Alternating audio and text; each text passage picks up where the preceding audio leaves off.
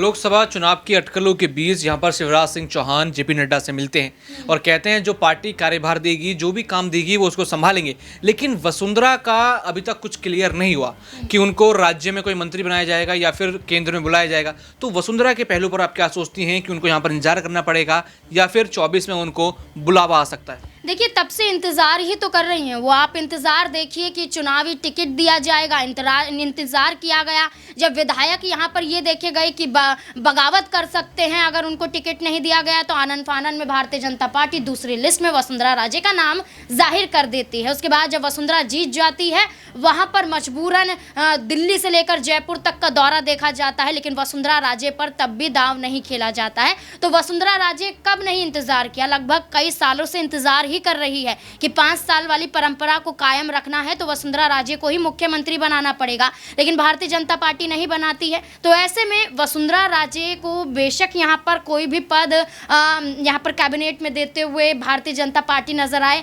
लेकिन कद तो यहाँ पर कम ही आंका जाएगा, क्योंकि मुख्यमंत्री एक बड़ा पद और मुख्यमंत्री का ओहदा अगर देखा जाए तो वसुंधरा राजे यहाँ पर सही बैठती हैं। लेकिन अगर दाव नहीं खेला गया तो आप कोई भी पद दे दीजिए, वसुंधरा राजे यहाँ पर खुश नजर नहीं आएंगी। की बात कही जा रही है कि इंडिया अलायंस की मीटिंग चल रही है। मीटिंग की बात करें तो अभी तक कोई फैसला सामने नहीं आता है। वहीं एनडीए से मुकाबला करने के लिए यहाँ पर इंडिया गठबंधन बनाया जाता है।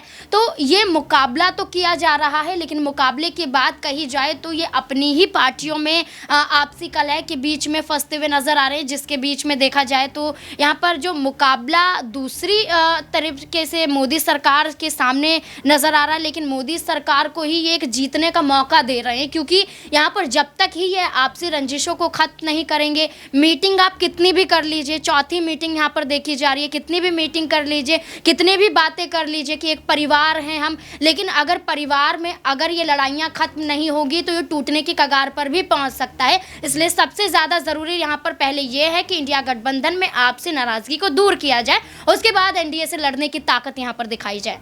बिल्कुल दर्शकों, यहाँ पर बात हो रही है कि कुर्सी की होड़ देखी जाए तो इंडिया अलायंस में भी लगी है और बीजेपी में लगी है, लेकिन बीजेपी का नेतृत्व कुछ ऐसा है कि उनके खिलाफ कोई बोल नहीं पाता।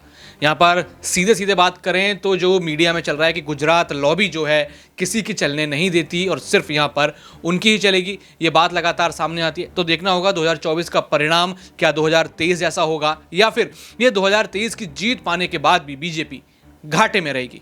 बाकी और भी ऐसी खबरें जानने के लिए देखते रहिए SPN9 न्यूज़।